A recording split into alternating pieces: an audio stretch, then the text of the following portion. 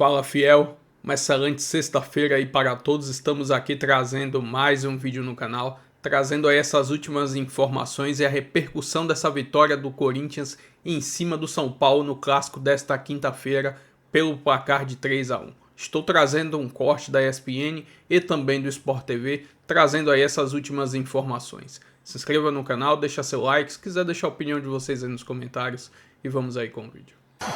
Números então do Memphis, em holandês crucial, Memphis contra o São Paulo, 1 gol, 2 finalizações, uma no alvo, uma grande chance criada, 2 ações na área do rival e ainda chances criadas, né? A gente tá vendo exatamente o ranking dele no jogo, mas desde a entrada dele ali aos 18 minutos do segundo tempo. E aí, Lili, se a gente fizer um recorte maior, na temporada são 10 gols e 10 assistências para o jogador holandês com a camisa do Corinthians em 2025, Lili.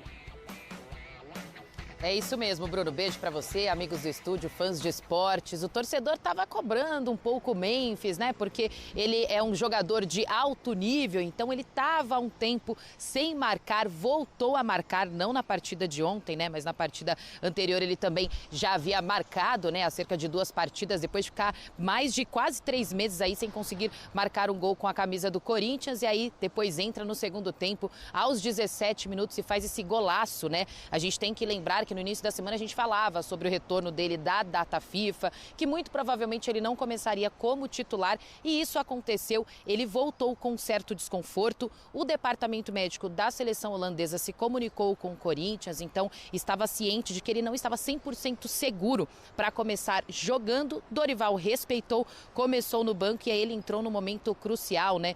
No momento em que o Corinthians não estava atacando tanto como na primeira etapa, ele faz aquele gol, depois o Yuri Alberto amplia 3-1, então foi muito importante. Resultado perfeito para o Corinthians, né? Vinha de 2 derrotas, agora o Corinthians é o 9º colocado, tem 45 pontos, está mirando a parte de cima da tabela. Para uma pré-Libertadores hoje, mais ou menos o cálculo é assim, tem 12 pontos em jogo. O Corinthians precisa de 8 pontos para alcançar ali pelo menos o G7. Então o Corinthians começa aí esse duelo, né? Cada jogo como se fosse uma final, nesse final de semana contra o Cruzeiro. É o último duelo das duas equipes antes do confronto pela Copa do Brasil, pela semifinal da Copa do Brasil. Mas o Dorival falou ontem, os jogadores também, até mesmo o Fabinho, que assim, agora é Campeonato Brasileiro, a gente tá mirando a parte de cima, vamos tentar uma vaga na Libertadores, pré-Libertadores, via Campeonato Brasileiro. Aí, Copa do Brasil é uma competição à parte. Se conseguir conquistar o título, consegue também uma vaga na Libertadores, mas agora o pensamento fica no Campeonato Brasileiro e aquele alívio, né, de ter alcançado os pontos que pelo menos não deixam mais o Corinthians correr qualquer tipo de risco, né, de não permanecer na Série A. Então agora só mirando a parte de cima mesmo, Bruno. Mas é interessante, viu, Lili? Obrigado. E aí já vou chamar a Jalili, Elias, que está no São Paulo, porque Copa do Brasil à parte, Corinthians e São Paulo têm os mesmos 45 pontos. O Corinthians faz contas para Libertadores. E, por falar em William, e o vestiário do Corinthians, como tava, Hernan? Não, assim... Aí é só alegria. Obviamente muito num outro clima, num outro astral. E assim, eu tenho falado isso aqui bastante, trazido muito esses bastidores do CT. O próprio Fabinho Soldado, na entrevista exclusiva que a gente mostrou aqui, foi muito categórico e bateu muito nisso. Ontem foi um exemplo que o departamento de futebol, a comissão técnica e os jogadores mostraram para o torcedor que existe essa unidade dentro do CT e existe essa blindagem e o trabalho pode ser bem desenvolvido. O Corinthians teve aí ultimamente uma notícia que foi assim, aquela coisa de que o que pode... A pior notícia do Corinthians é sempre a próxima. Essa história, não, né? essa história da fornecedora, da Nike, de material desviado e tal, pega as pessoas assim do tipo, meu Deus, o que mais falta acontecer, né, no Corinthians? E isso, obviamente, deixa muita gente no CT, deixa os jogadores, deixa a comissão técnica, todo mundo fica muito incomodado com isso. Porque assim, querendo ou não, os caras trabalham o dia a dia, os caras estão lá trabalhando e ficam convivendo com notícia ruim. convivendo com notícia toda hora que atrapalha. Os caras do campo, do futebol, sabiam desses problemas do uniforme? Não, eles ficam sabendo quando sai notícia, né? Tá. Não tinham noção disso. Mas, então, não é que o cara chegou lá para treinar, cadê meu uniforme? Não faltou camisa para os caras treinarem.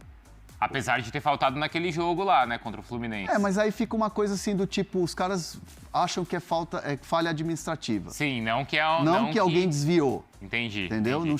Não chega a esse Não que alguém pegou o uniforme e vendeu. Exato. Tá no relatório. Exato. Uhum. E que o Armando Mendonça nega, né? Isso ainda vai ser investigado e tudo mais. Isso, mas é o que tá naquele relatório inicial. É importante feito também... pelo Munhões, Marcelo Munhões, né?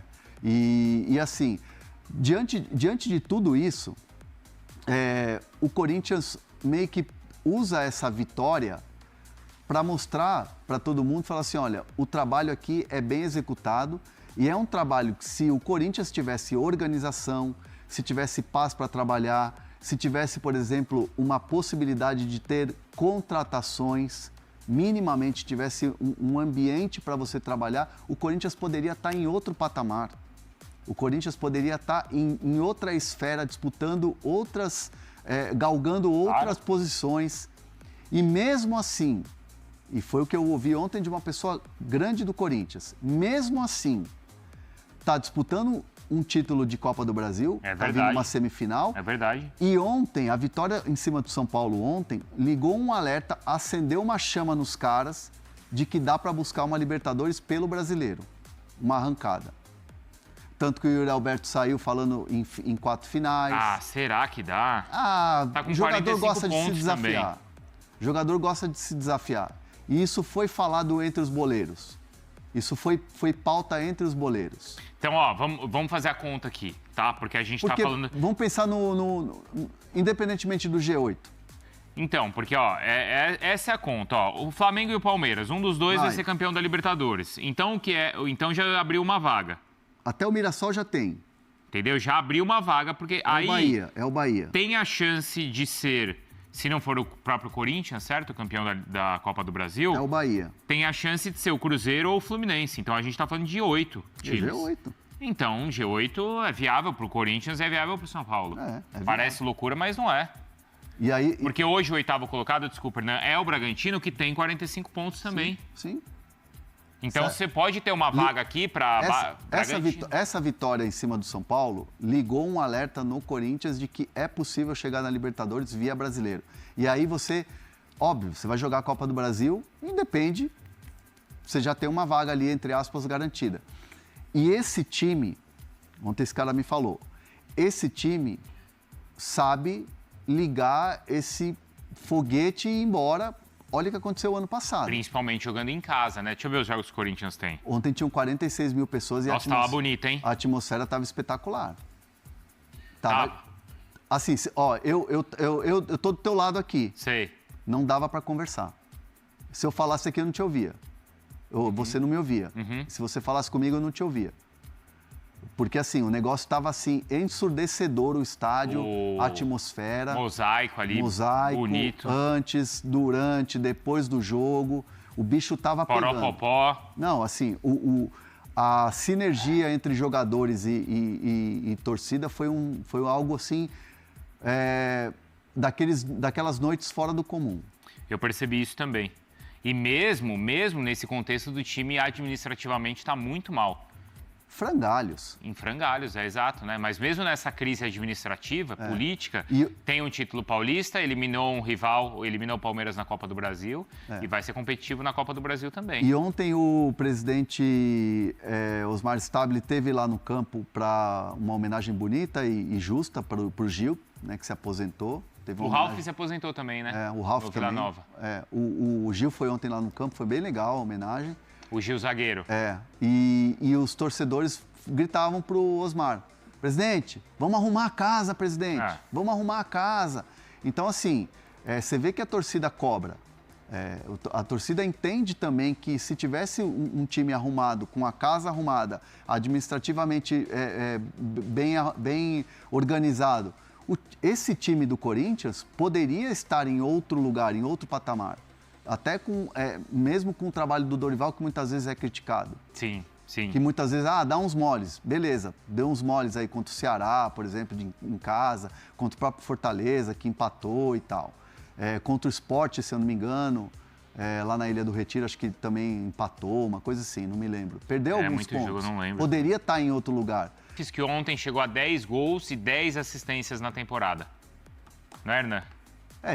Tem gente que acha que não rende, mas assim, ontem ele acabou sendo fundamental, Não, em campo ele rende. Em campo ele rende muito, mas aí a gente volta naquela conversa de sempre, que a questão é do salário, né? A questão do contrato você tem que cobrar quem propôs o contrato. Isso. Né? Se te oferece um contrato, você vai entregar aquilo que você se propõe a fazer, que é o que você sabe fazer. Sim. Que é o teu talento ali. E talento ele tem. Pô, ele mostra isso sempre. Não é? Eu acho. Assim, acho que essa é uma outra discussão, ponto, e aqui a gente não está aqui para ligar uma câmera, abrir uma live e ficar esperneando. Não, aqui não. Aqui, ó, aqui não. Aqui não tem essa. Aqui tem informação.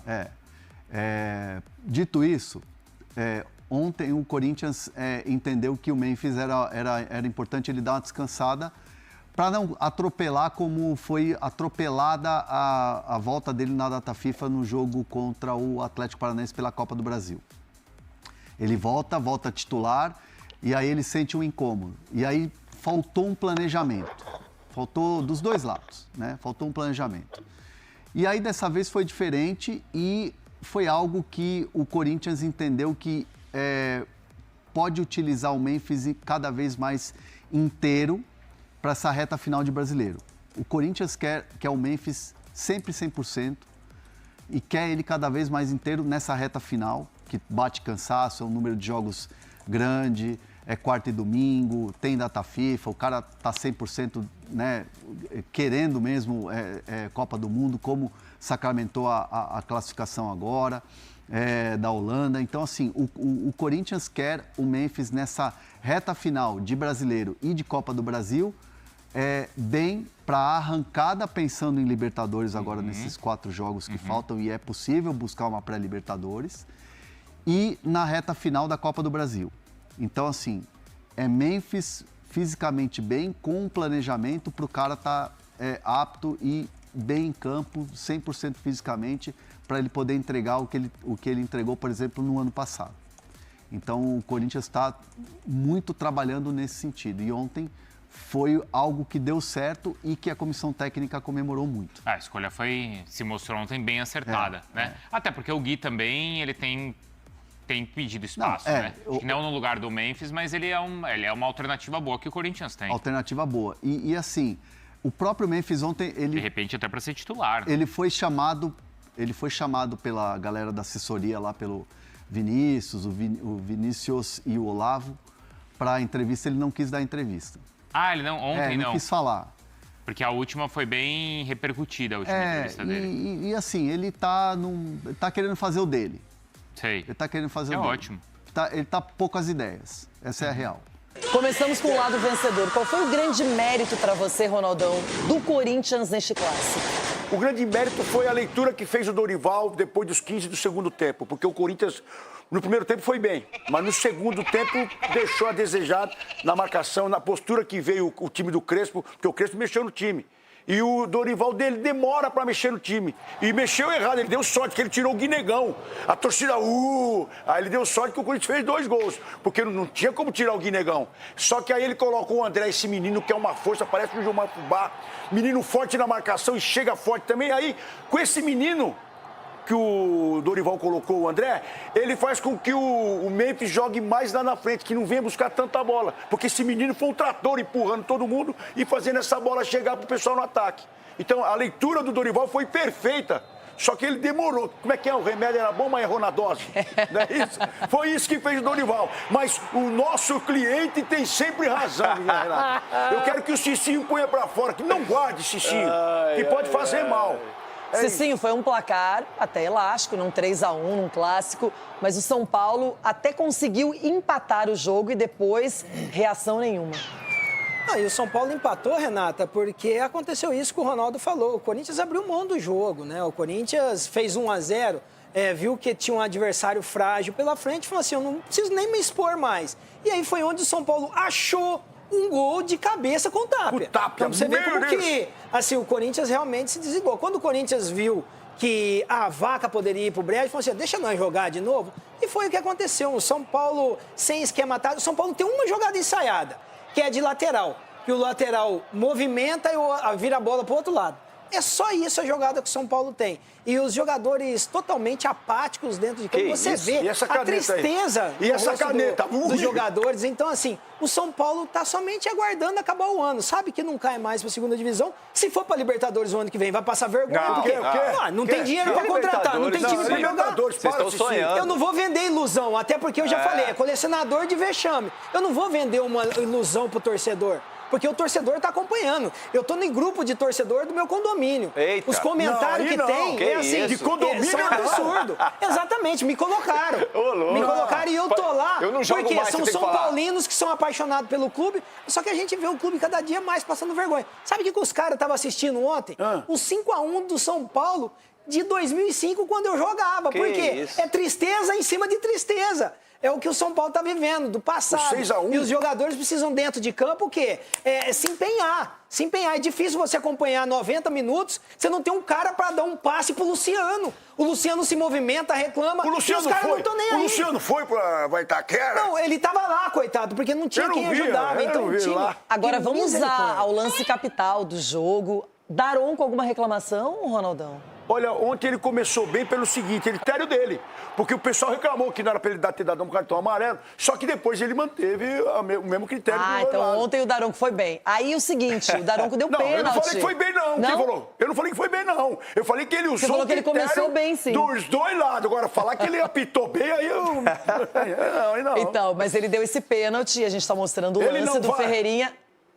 Ele não deu. Ele marcou no final, ele né? Insistiu, ele foi lá e revisou. Falando que foi aqui, mostrou pros caras, ó, aqui, para, não sei o quê. Nós gritamos lá de cima, eu e o Ulisses. Mas o Daronco, ele é um árbitro que utiliza o VAR. Ele gosta de ir lá, de revisar. Aí eu vou começar a apitar também. Ele usa bastante a ferramenta do VAR. Agora, eu quero saber de vocês se foi pênalti ou não esse do Ferreirinha no Breno Bidon. Começa com o Cicinho. Não, muito pênalti. Se não fosse, eu falava que seria também. Que isso? Calma, meu irmão. Você tá jogando contra o seu time. Ronaldo, que isso? Cara, é assim, nós jogamos como profissional, então tem lugar que você precisa ter um pouco mais de cautela. Eu era limitado na marcação. Quando o atacante eu estava dentro da área, eu media ali a questão do bote. Eu era mais cauteloso, diferentemente de um lance no meio-campo, na intermediária. Você faz uma falta de qualquer jeito. Então, é só lógica, é só raciocinar. Por isso que eu falo, parece que falta oxigênio na mente dos caras quando se fala de clássico. Tá não pode fazer um pênalti desse, gente. E aí, Edu, você concorda com o relator Cicinho? Cicinho tá revoltado. Calma, irmão. Cara, o seu comportamento dentro da área era o mesmo fora da área? Não, dentro da fora da área, porra, tranquilo. E isso é treinamento, então. Como que ele vai ficar indignado? Eu vou lançar uma polêmica aqui. Teve um lance, o primeiro turno também, São Paulo e Corinthians com o Oscar lá, que o Martínez fez lá dentro da área e não foi pênalti. Não, e o árbitro era o mesmo. É o mesmo, era o que não deu pênalti. A gente vai mostrar esse lance depois. E o mesmo pênalti também que teve do Jorginho no Gustavo Gomes. É aí que funciona. O cara errou, aí ele reviu. Se ele olha, isso não é igual o lance que foi agora? Não, é diferente. Eu também daria pênalti aí. O que foi aí? Se errar, tudo bem. Agora, se permanecer no erro, aí é burrice. Ele falou assim, poxa, eu não vou cometer o mesmo erro. Eu também acho. Isso foi pênalti e ontem também foi pênalti, então, pra mim. Então, acho que teria que ter marcado esse pênalti também, sim. Mas não tem mais como voltar, né? Não tem, mas aí uma coisa não dá pra justificar. A fase do São Paulo é tão ruim que parece... Eu tive informação que teve um evento que o mascote do São Paulo torceu o pé. Como é que é o mascote? O mascote do São Paulo torceu o pé na comemoração no evento aí. Eita. Então, assim... Mas o São Paulo tá colhendo o que plantou-se, assim, a má administração, as coisas vêm de cima pra baixo, tanto no profissional como na base também. E vou trazer aqui agora mais algumas informações da equipe do Cruzeiro, que é o adversário do Corinthians neste domingo, às 20h30, em partida que vai ser disputada lá no Mineirão. Estou trazendo aqui um corte com a classificação do Brasileiro. O Corinthians é o 10º colocado, 34 jogos, somou 45 pontos. A equipe do Cruzeiro, 34 jogos, somou 65 pontos. Já o Corinthians ainda tem possibilidades de se classificar para a Libertadores do ano que vem via Brasileirão se terminar ali na 8ª colocação, e se ele não for campeão da Copa do Brasil, Cruzeiro e Fluminense vencendo, o Corinthians estará na próxima Liberta. Estou trazendo um corte aqui dos últimos 5 jogos da equipe do Cruzeiro no Campeonato Brasileiro, são 3 empates e 2 vitórias. No último jogo contra a equipe do Juventude, jogando lá em Caxias do Sul, eles empataram pelo placar de 3-3. Estou trazendo aqui um corte dos últimos 5 jogos entre Corinthians e Cruzeiro pelo Campeonato Brasileiro. São 2 vitórias do Timão, 1 do Cruzeiro e 2 empates. No primeiro turno do campeonato, o Corinthians empatou com o Cruzeiro na Neoquímica Arena pelo placar de 0-0. Enfim, jogo importantíssimo aí por causa das condições que está o Corinthians no Campeonato Brasileiro e também para trazer uma prévia aí dessas semifinais aí de Copa do Brasil, até porque o primeiro jogo da Copa será também lá em Minas Gerais, e aí a gente vai ter uma ideia de como Dorival Júnior vai preparar esse time para ver se consegue chegar a essa final e levantar mais um caneco na temporada. Se inscreva no canal, deixa seu like, se quiser deixar a opinião de vocês aí nos comentários, e até o próximo vídeo. Valeu, fiel!